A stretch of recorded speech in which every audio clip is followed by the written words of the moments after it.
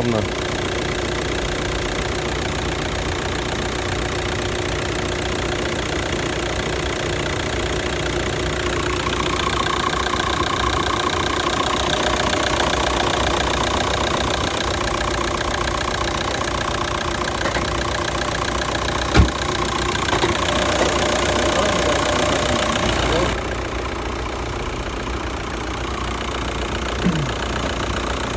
В общем, по машине изношено сцепление, как слышно, уже звук периодически появляется.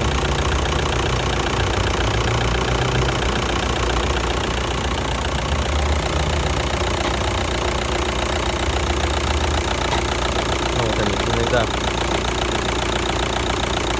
периодически появляются и исчезают.